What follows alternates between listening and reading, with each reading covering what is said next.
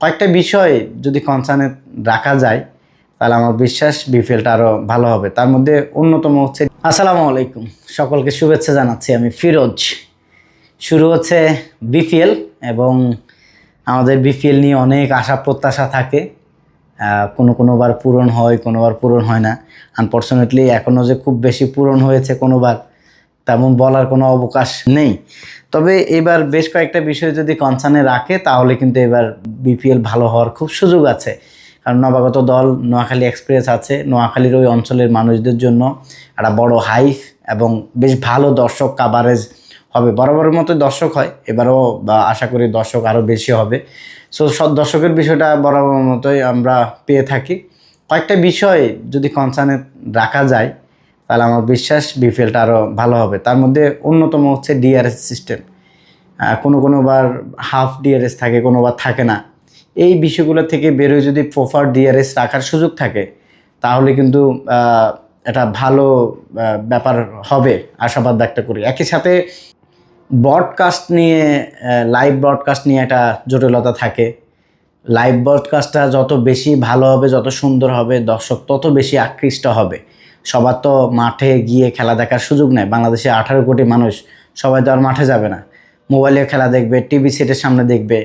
ব্রডকাস্টটা যাতে খুব ভালো হয়, একই সাথে অ্যানিমেশনগুলো বা স্কলে যে হচ্ছে যে স্কোর কার্ডটা যায় সেটা যাতে প্রপার হয়। এই কয়েকটা বিষয়ের পাশাপাশি দর্শকরা টিকিট পায় না মাঠে খেলা দেখার জন্য।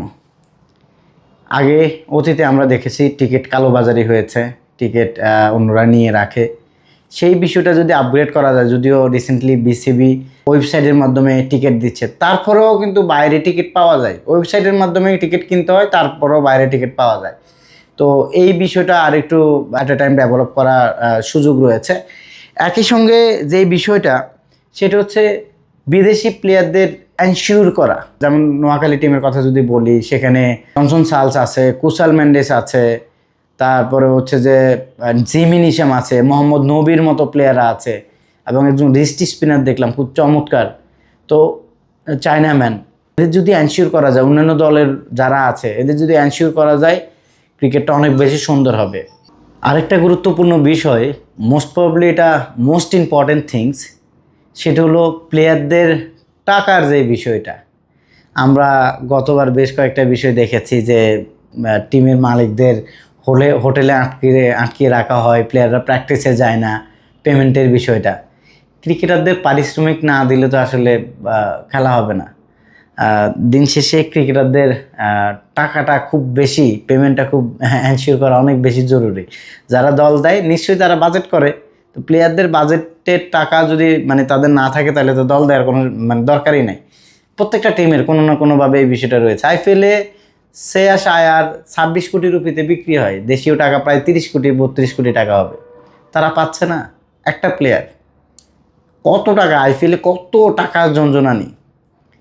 সিমিলার সময়ে আইপিএল কয়েক বছর আগে শুরু হয়েছে, বাংলাদেশের 3-4 বছর পরে শুরু হয়েছে। তৃতীয় ফ্র্যাঞ্চাইজি লিগ ছিল বিপিএল শুরুর দিক থেকে, কিন্তু এখন কোথায় যেন রং হারিয়ে যাচ্ছে ডে বাই ডে। তো এই বিষয়গুলো আসলে বিসিবির এনশিওর করা উচিত। আরেকটা বিষয় হলো দর্শকদের top fan of the day, একজন উইনিং ক্যাপ্টেনের সাইন করা বল ফান। তো এর বাইরে যদি দর্শকদের জন্য আরও কিছু রাখা যায়, দর্শকের আকৃষ্টতা আরও বাড়বে। যদিও বাংলাদেশ ক্রিকেট বরাবর মতো দর্শক ফ্যান বেজের অভাব নেই, তো এই বিষয়টা আরেকবার চিন্তা করা যাইতে পারে যে দর্শকদের জন্য আর কিছু করা যায় কিনা। ওভারঅল টিম মালিকরা যাতে পেমেন্টের বিষয় বা প্লেয়ারদের বিষয়গুলো এনশিওর করে, কোচিং ব্যবস্থা যাতে ভালো থাকে, ওভারঅল সব কিছু ভালো, অনেক কিছুই ভালো আছে, পজিটিভ অনেক কিছুই আছে। সাথে যদি এই বিষয়গুলো আরেকটু আপগ্রেড করা যায়, আমার মনে হয় যে বিপিএলটা অনেক সুন্দর হবে এবার।